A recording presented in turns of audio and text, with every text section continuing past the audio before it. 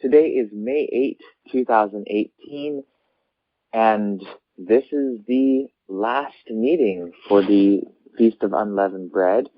We have been studying the historicity of the Exodus, in particular, studying it in order to get a better understanding so that we can more clearly see the character of our Heavenly Family.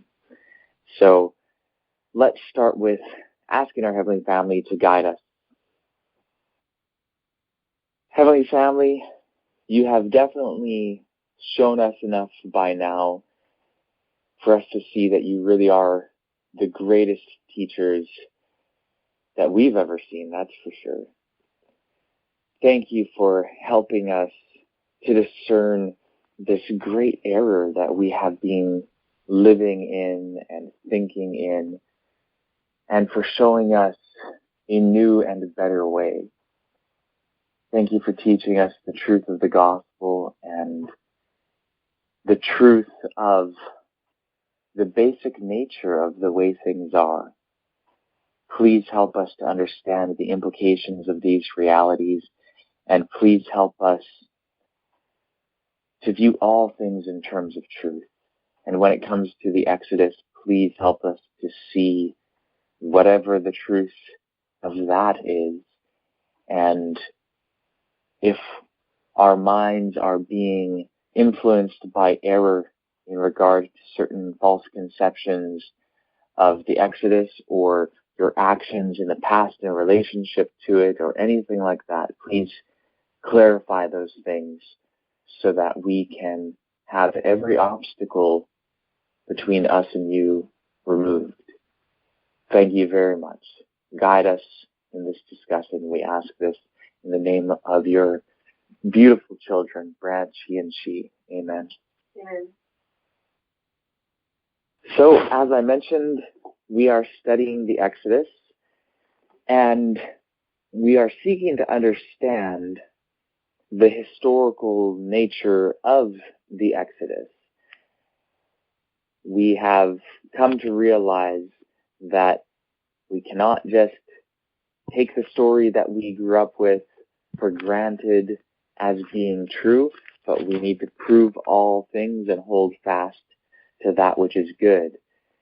And in this proving process, we have found certain of our preconceived ideas to be incorrect. One of those ideas is that God has given us some specific collection of books that has the divine stamp of approval and authority on it that is sometimes referred to as a biblical canon. That's simply not the case. Heaven has never endorsed any biblical canon. We have no evidence that heaven has. Every biblical canon in the world is unscriptural as far as the scriptures contained within them are concerned. And the very idea of a biblical canon is, in fact, not even a helpful notion. It hinders understanding, and it actually ends up being a promotion of dogmatism, and it causes people to ignore the actual content and context of the writings contained within their canons, as well as clouding their unique messages by means of combining them with the other texts within the canon. Those are just mentioning a few of the negative effects.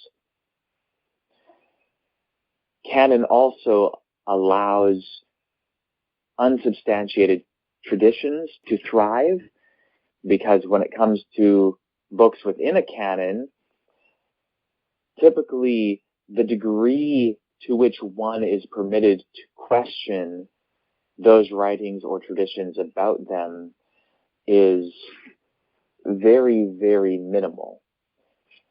And so when it comes to the first 5 books in the Christian and Jewish canons, known as the Torah or the Pentateuch, The tradition that Moses was the author of this collection of writings is so ingrained and has been for hundreds of years, in fact, potentially even more than 2,000 years.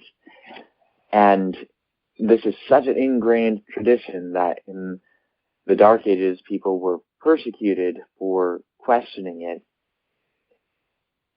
And we've come to see that really there is no substantiation within the Torah that Moses wrote it. It does not make the claim that Moses wrote it, and all the evidence from within the Torah itself militates against the idea that it was written by Moses. We are not the only people to come to that conclusion, nor are we the first people to come to that conclusion. Modern biblical scholarship has also concluded that Moses couldn't have written the Pentateuch, and also it has come up with a fairly reasonable explanation as to who did write the Pentateuch.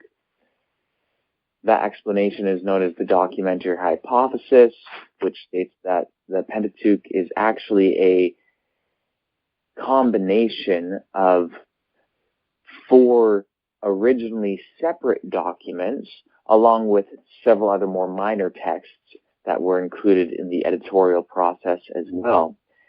And these texts are dated to the 1st millennium BC, the earliest of which are referred to as J and E, and they are thought to be written in the period of the divided kingdom between 922 and 722 BC. The next one, known as P, is thought to have been written in the days of Hezekiah, or perhaps shortly thereafter. And then the 4th of these main documents, known as V, is understood to have been written in the days of Josiah, with a second edition, by the way, being produced shortly after the reign of Josiah. In any case, that basically explains what the documentary hypothesis is. It's the consensus position among scholars of the Torah at the present time. It has been for quite a while. We have been investigating that hypothesis on the calls, and so far it stands quite well. In fact, it's hard to explain the Pentateuch without it. So it's been awesome to come to an understanding of the documentary hypothesis, and it has opened up new questions. And one of those new questions has to do with the historicity of the Exodus, whether it happened at all, and if so, what actually did happen. And that's something that we have been looking at during this Feast of Unleavened Bread. But, as I've already mentioned, we have not been looking at it simply for the sake of history. The Exodus is not an event of little or no consequence. The Exodus is an event that has had huge impact, whether you consider it to be a factual event or a fictitious event. No matter what, the Exodus, whatever it is, has had an enormous impact. And not only that, but it is an event in which it is claimed that Yahweh, the God of Israel, acted. In fact, the way that this event is described in the sources of the Torah, the Exodus could not have happened without the intervention of Yahweh. Now, in the Torah, the various sources that make it up tell differing stories concerning the Exodus. Some of these details cannot easily be harmonized, nor is it actually the proper method to attempt to harmonize all the details between their differing stories.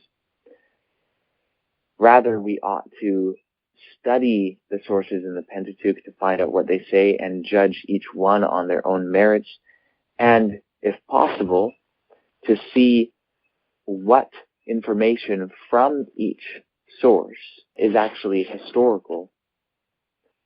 And one of the things that we have in mind through the course of this investigation is to test the claims concerning the activity of Yahweh throughout the Exodus event.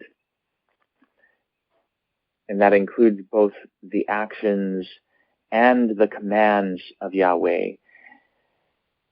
For example, two of the sources of the Torah claim that Yahweh promoted slavery in connection with the Exodus, and the other two main sources do not actually indicate that Yahweh promoted slavery.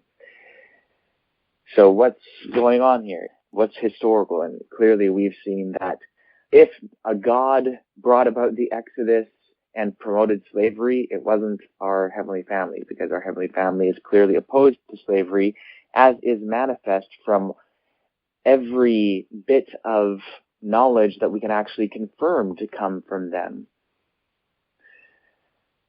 Likewise, there are differing traditions in the sources of the Pentateuch concerning how the Egyptian army was prevented from capturing the people of the Exodus as they left.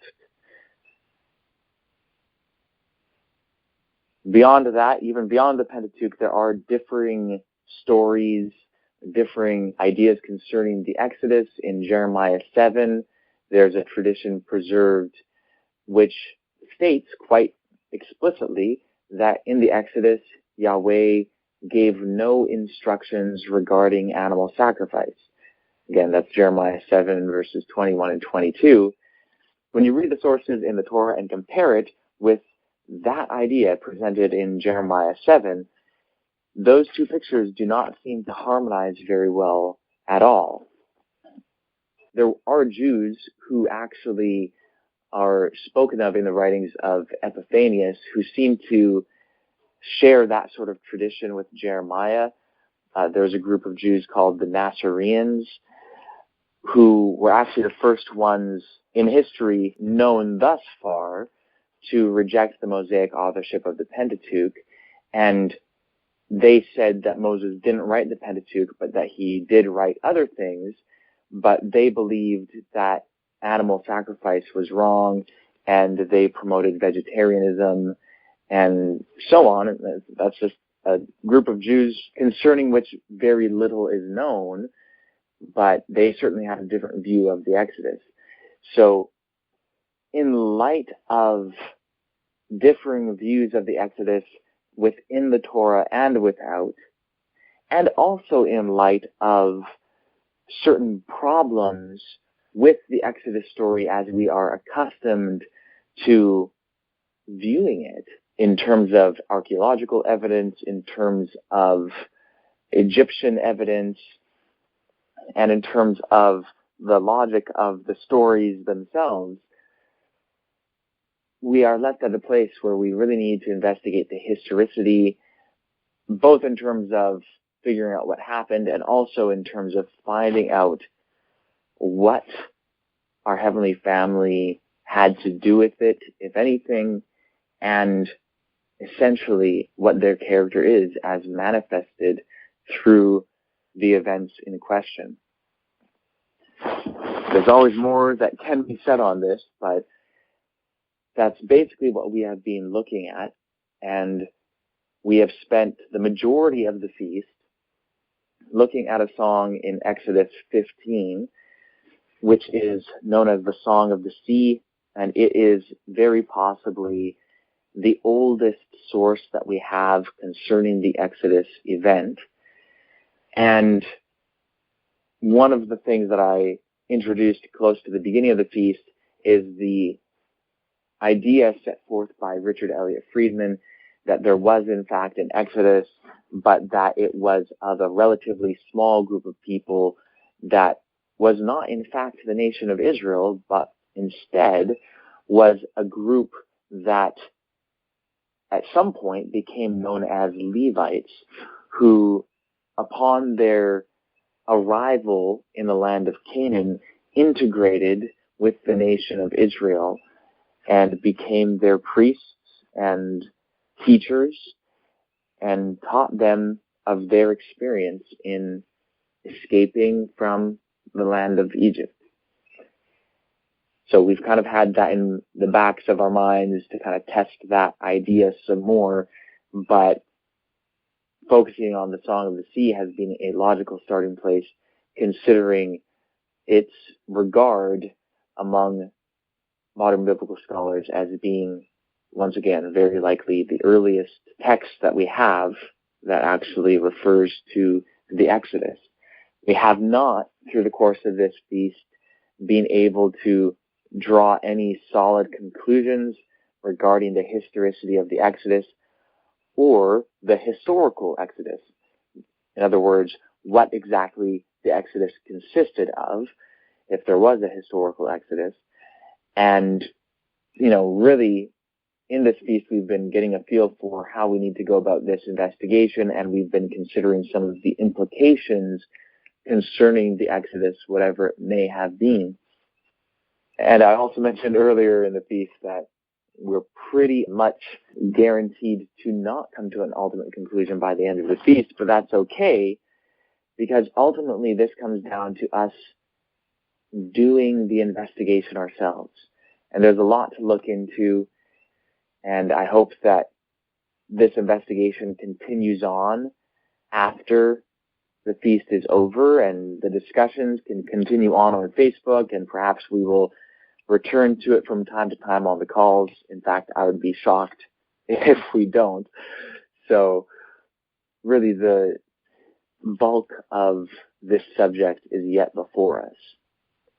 But here on our last night discussing it through the course of this feast, I'm wondering if anyone has any questions or comments on this whole subject or on our investigation into it.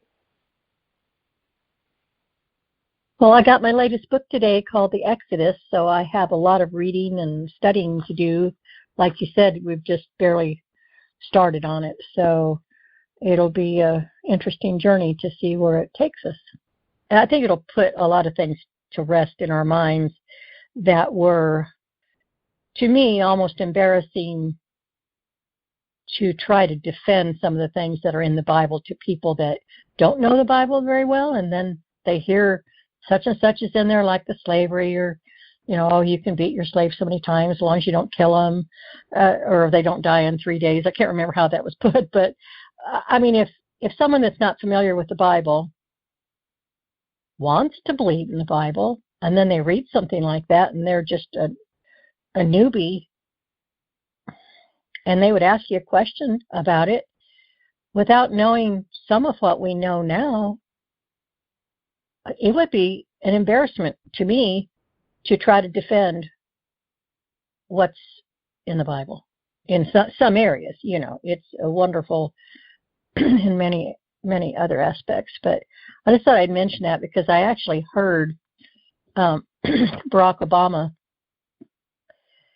read some of those passages. I didn't bring it up before, but I will now. I don't have much to say about it, actually, but it appeared that he was, putting down people for just condemning all Muslims because, they're not all bad.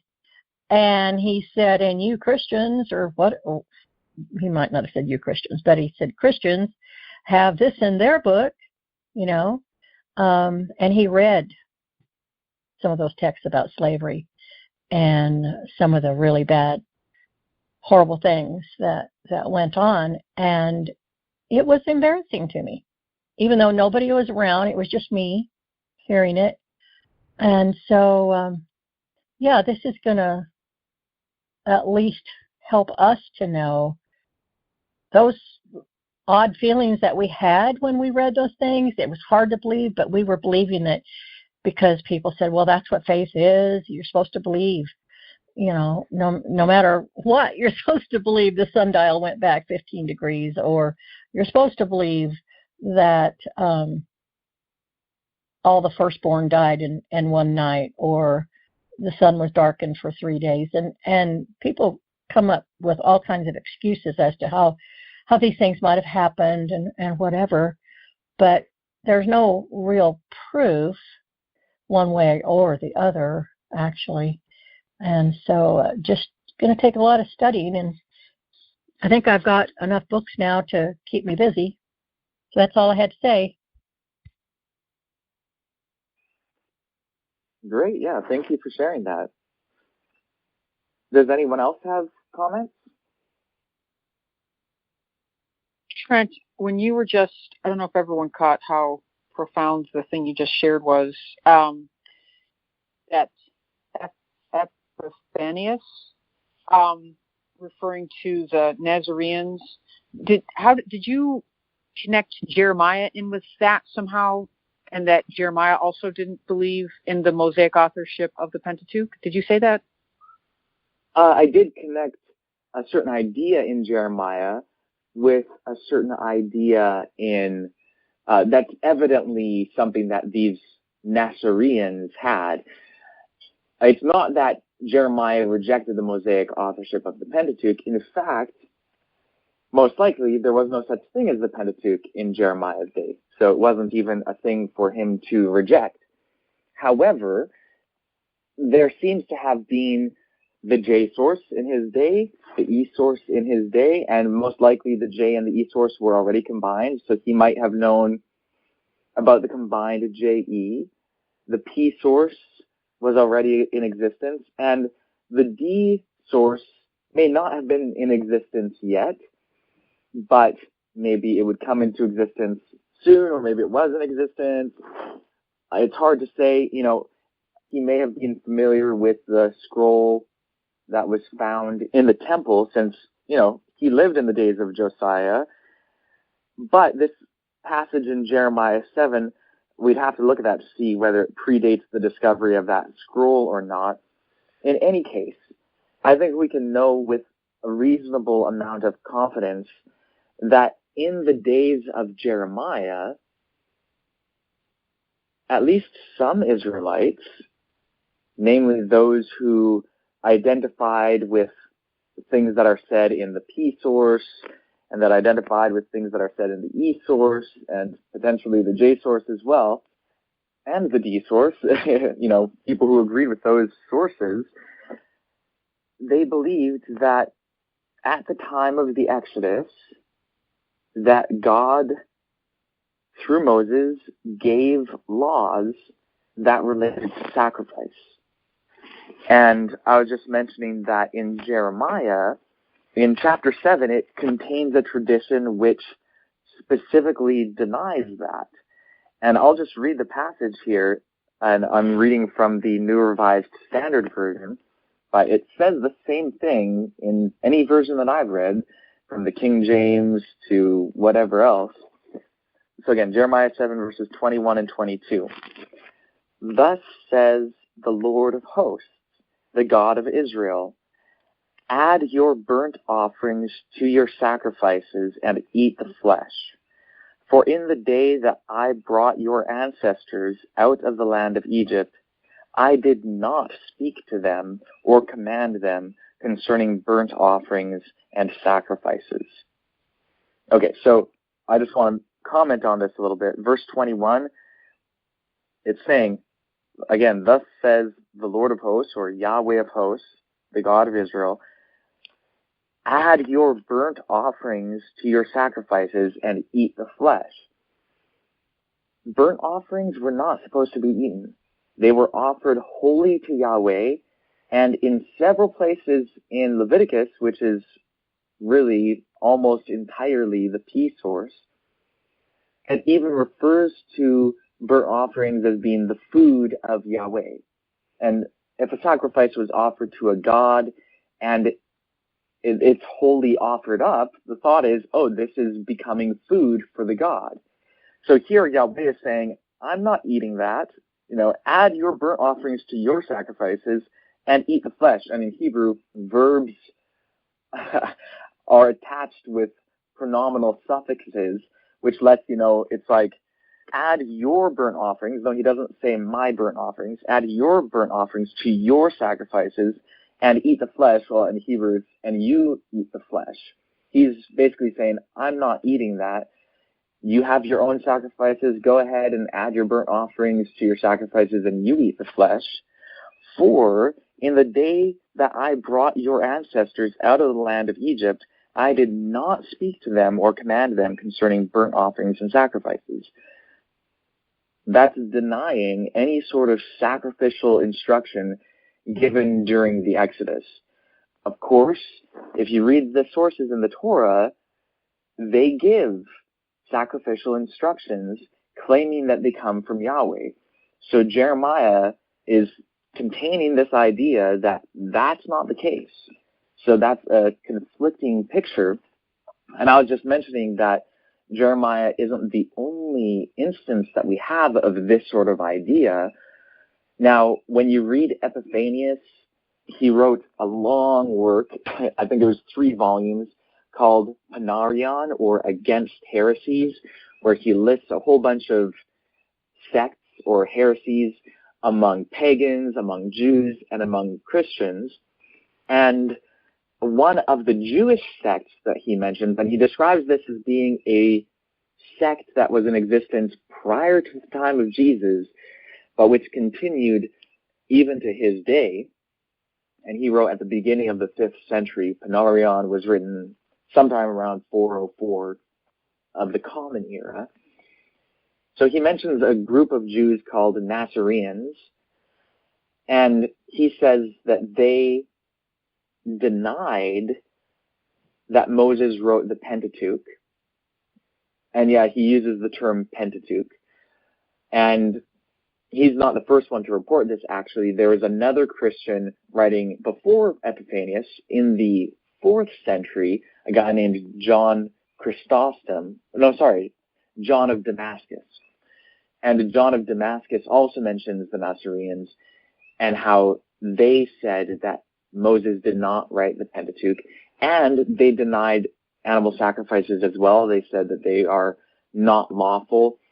They said that Moses didn't write the Pentateuch, that the Pentateuch is basically a falsification. And rather, Moses did write things, but they said that they had other writings that Moses actually wrote.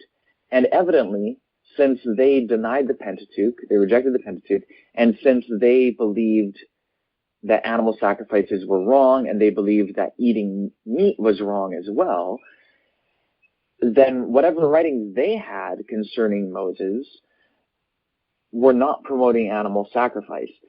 Now, with that in mind, obviously they couldn't have viewed the Exodus as God giving animal sacrifice instructions through Moses. So it shows that they had a different view of the subject. So now we have, on the one hand, Jeremiah 7, and on the other hand, we have the reports concerning these Nazarenes in the writings of the church fathers, John of Damascus, and also Epiphanius.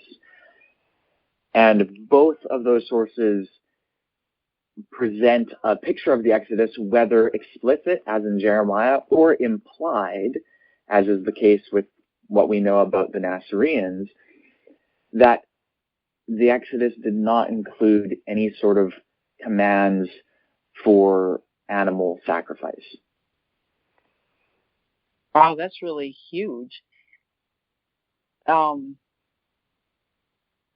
It seems like this isn't the first time, even though it's in the minds of Christians that, our God, Yahweh, did instruct us to sacrifice animals. I mean, even if we're not doing it now, we still think that that's who he is, so this isn't obviously the first time that the Heavenly Family has tried to eradicate that thought from our minds. Interesting. So, there are a few things else that I'll just say about this topic, because I don't fully understand the truth of it, which is one of the reasons why we need to study the Exodus and all these other things. But, in our studies already, if you go back on YouTube and listen to studies like The Truth of Sacrifice, we learned that sacrifice was always bad, and killing an innocent animal is an immoral thing. But that raises the question, well, how could our Heavenly Family then command it if we know that it's an immoral thing? And it is, by definition. Like if we're going from material reality, and that which is going contrary to material reality is, by definition, immoral. And a little innocent lamb or a goat or a bull or whatever, just an innocent animal, I mean, they have their own integrity and life, and they don't deserve to die. So it is an immoral thing to sacrifice an animal. So the question is, do the ends justify the means? Like, is teaching the lesson more important and it actually justifies that immoral act? Or is it just the case that our Heavenly Family really totally opposes immorality and the ends do not justify the means, and we have been sorely mistaken concerning animal sacrifice? And then further, I'll add to that, it's not like, okay, I'll just say this issue is actually quite complex, and there are several different things kind of on the table for us to consider. We talked about the so-called pseudo-clementine literature, the Clementine recognitions and the Clementine homilies. Well, it's really interesting because in those texts, animal sacrifice is also opposed, and it's actually presenting the view that basically God actually hates animal sacrifice.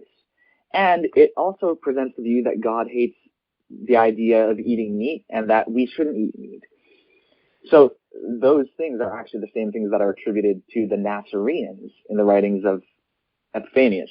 So that's kind of interesting. And also in the Clementine recognitions and homilies, it at least takes the position that Moses could not have written the Pentateuch as we have it.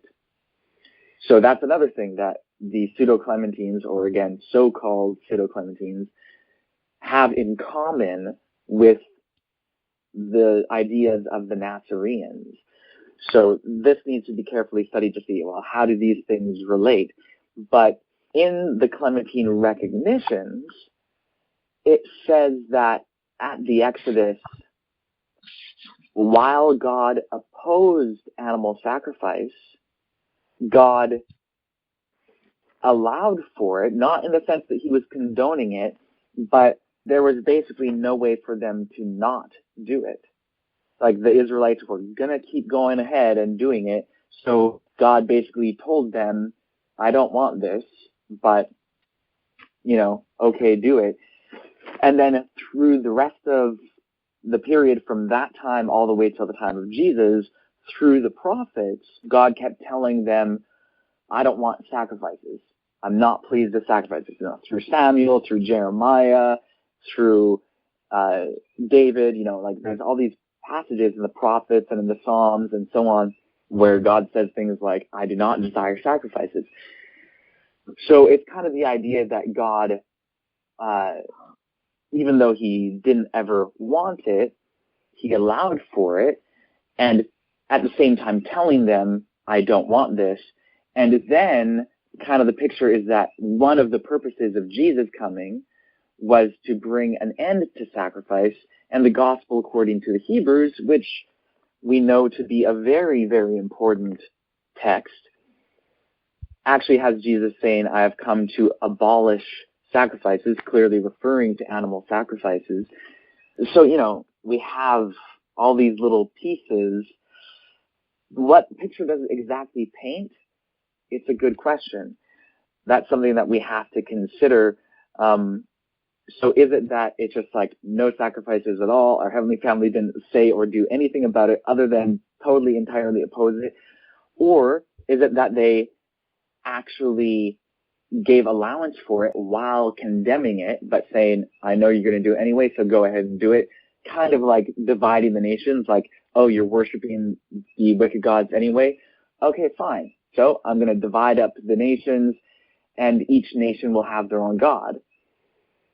Is that condoning the other nations worshiping these gods? No, but what it's doing is putting a system in place where each god and each nation is limited. So might it be the case that our heavenly family actually did give some sort of laws regarding sacrifices, but for the purposes of limiting them, knowing that the people were going to do it anyway? Like, that's another possibility to consider. And then, of course, the other possibility is the ends justify the means sort of thing. I don't know exactly how this all pieces together yet, but it certainly relates to the Exodus. It certainly relates to what exactly we view as constituting the Mosaic law and what really does go back to Moses. So there's many pieces to this puzzle. One of my hopes in kind of relating some of this is to acquaint you guys with some of the pieces, but I don't have all the pieces in place yet. I don't think any of us do quite yet, but I'm sure that when we put it together, the picture will show us more of our heavenly family, and judging by what we know of them so far, I'm sure it'll be a beautiful picture. So if Jeremiah 7 is, God is clearly speaking against sacrifice, and it seems totally. Also, I have on page 126 of Who Wrote the Bible, Friedman says Jeremiah is a priest, but he never sacrifices, which is also consistent with the position of the priest of Shiloh.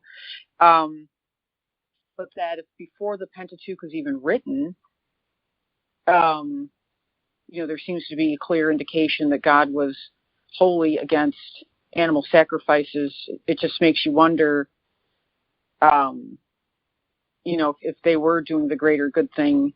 I understand the greater good to some degree, although it seems unfair to the casualties, but I understand there would be fewer casualties this way than if, the Israelites were just gonna, I don't know, it just seems weird that God would allow for sin, but again, what would you say to the fact that in Jeremiah, before the Pentateuch is written, God is against animal sacrifices? It seems pretty implicitly. Yeah, so a few comments that I have on that. One thing that I'll say, okay, so I'm differentiating between the idea, like one picture, one explanation of kind of all this is saying that the ends do justify the means, and that our heavenly family actually did command sacrifices in order to teach people the lesson concerning sin, even though sacrifice itself is immoral. Then another picture is that they actually really condemned animal sacrifice from the beginning, and that they, through their prophets, voiced their disapproval of it, but knowing that their people would do it anyway, gave laws to restrict animal sacrifice. Like, for example, hey, you can't just do this anytime, anywhere. You can only do it at this location and only this amount and only certain times or whatever. Like, that might be a way to restrict it. So that's another option. Another option is that, again, they kind of, allowed it knowing that their people would do it, but voiced their disapproval of it, but then didn't give any regulations whether to limit it or anything, just no regulations at all, just voicing disapproval. So those are all kind of different options. Honestly, the option that says the ends justify the means does not sound convincing to me, because since when do the ends justify the means if the means is doing something immoral? And like you said, casualties, right? Like, yeah, that's a pretty bad deal for the casualties. Like, that just sounds awful, right? Like, oh, well,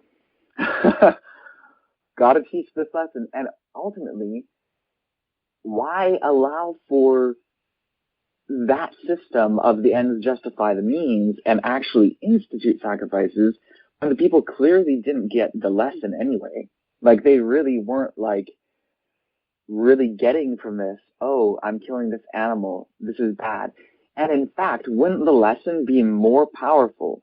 Like, rather than just saying, look, this is where sin leads, here, let's actually do it. Let's actually kill the animal, and you'll see how awful it is. Wouldn't the lesson be more powerful if you let the person just kind of go through and commit their own sins and see the negative repercussions, rather than actually commanding them to do something that's immoral? So again, like, just on the basis of principle, the explanation of the ends justify the means, to me, does not seem like like a satisfactory explanation. That said, I still don't know exactly what the explanation is. Like, the idea of our Heavenly Family actually giving regulations that are intended to restrict animal sacrifice, for example, that doesn't seem out of character in my mind for them. Of course, for them to give some sort of legislation would be at risk of people interpreting it as them condoning sacrifice. But perhaps giving some sort of regulation would be better than not, and allowing it to just totally go full-blown all the way. So in my mind, it's certainly possible that they would give some sort of regulation concerning animal sacrifice. And the other thing, too, I have to say Jeremiah needs to be studied more fully, because this is not the only thing that's said in Jeremiah about sacrifice. And it might not be that Jeremiah as a whole is saying that God gave no regulation concerning sacrifice.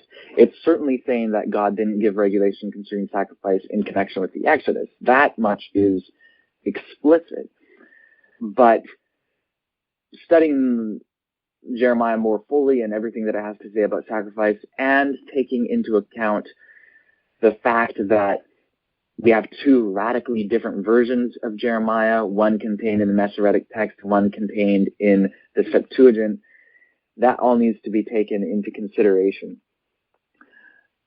My second comment on what you said has to do with Richard Elliott Friedman's statement that Jeremiah, I'm paraphrasing, but that he didn't do animal sacrifice.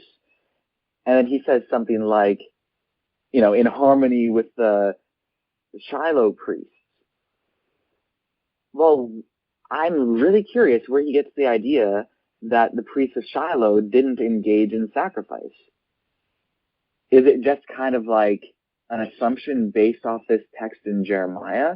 Or is there actual evidence for this? Because when you read about the Shiloh priesthood in Samuel, and in fact, to kind of deal with this a little bit more fully, Richard Elliott Friedman wrote a book called The Hidden Book in the Bible. And he argues that the source that we call J in the Pentateuch originally told of events that go beyond the lifetime of Moses. And that the writing actually goes up basically to the time of David. And that just like J is included as a source within the Pentateuch, the rest of J, as it were, is included as a source within Joshua, Judges, 1st and 2nd Samuel, and I think it's into 1st Kings. I forget if it goes to 2nd Kings or not. It's been a while since I've read it. But he argues that it goes all the way through until the time of David's death, basically. And maybe even just briefly introducing Solomon. And it's interesting because this text talks a lot about David and the Ark of the Covenant and it talks about Shiloh. And it's where we get the story of Samuel and so on. And it talks about a temple at Shiloh, the house of God, and it calls it a temple. Is that actually describing like a building rather than a tent? That's something to investigate. That's kind of interesting. And then when it describes moving the temple to Jerusalem, it says that David erected a tent for it.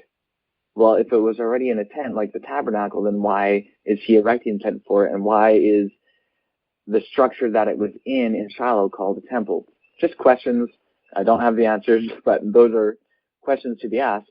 But anyway, in the description of the Shiloh priesthood and the temple there and the Ark of the Covenant being there, it includes animal sacrifice. So, I mean, that's just a question that I have. It seems like there's plenty of enough reference about sacrifice in connection with the Shiloh priesthood to merit the likelihood that there probably was. So I'm not sure where Richard Elliott Friedman gets the idea that somehow the Shiloh priesthood was kind of disconnected from animal sacrifice. Maybe there's more information on that which overturns some of the stuff in Samuel or something. I don't know. If there is information, I'm not aware of it, but I'd be happy to see it if there is more on that. But I just wanted to kind of let you know at least my lack of information to substantiate his statement. Thank you. I appreciate that.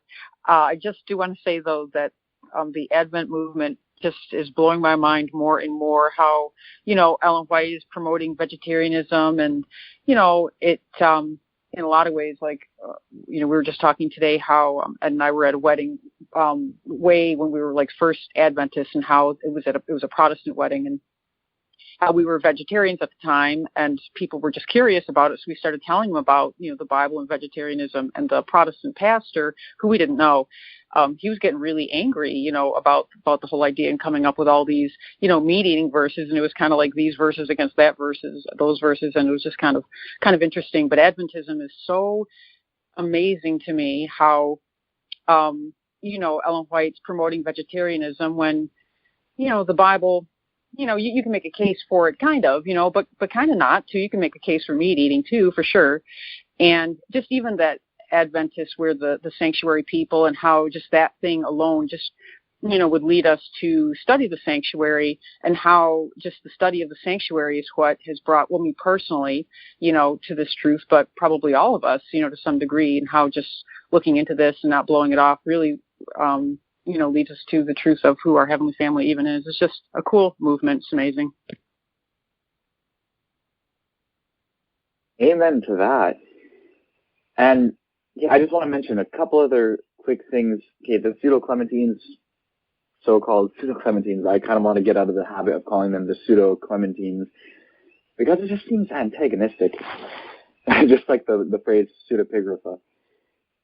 In any case, the Clementine homilies oppose eating meat on moral grounds.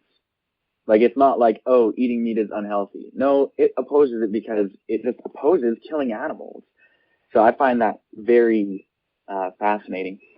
When it comes to the sanctuary, I also just want to mention a couple things, because if we're talking about different possibilities regarding instructions related to animal sacrifice, that could raise this question, like, okay, well, what about the idea of the sacrificial law, and what about type and anti-type, and like, wouldn't our Heavenly Family have had to actually institute animal sacrifice and give all these laws regarding animal sacrifices in order to have this typical system, and then to have an antitypical system based off of that? So that's a very reasonable question that I could easily imagine arising. And the simple answer is no. But I'll have to explain that a little bit more. In other words, it's not actually a necessity for a Heavenly Family to approve of animal sacrifice, or even to institute animal sacrifice, in order for there to be a type and antitype in relationship to it. That's just not the way type and antitype works. Type is just event or series of events or entities with characteristics that are later repeated in some fashion. Here's an example. I think this might kind of make the point more clear. In Galatians chapter 4, Paul builds a typology off of the story of Abraham and Hagar and Ishmael and Sarah and Isaac. Well, God didn't ordain Abraham to be a polygamist.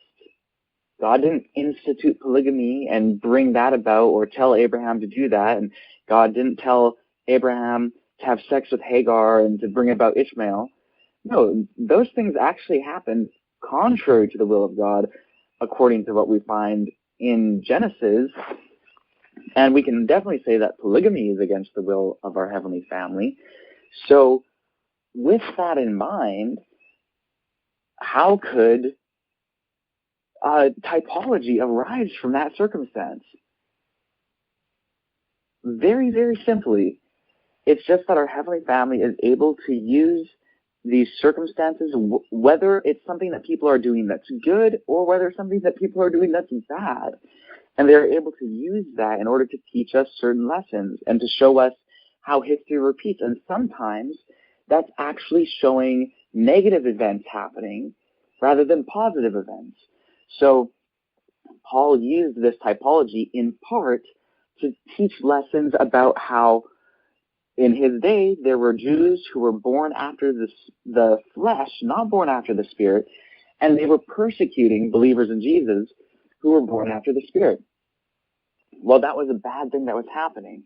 So it's a bad event that happened that our Heavenly Family never ordained, and it typified another bad event, Jews persecuting believers in Jesus, that our Heavenly Family also did not ordain. But they showed the typology.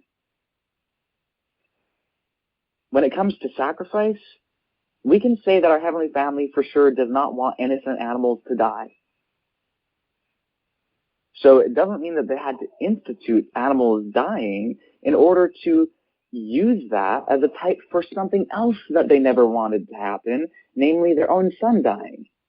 Neither one of those things is a good thing in the eyes of our Heavenly Family. You might think, oh, well, the antitypical system is like the good system. Like our Heavenly Family likes that one. Really? Do you think our Heavenly Family likes Jesus bleeding? Do you think they like his suffering?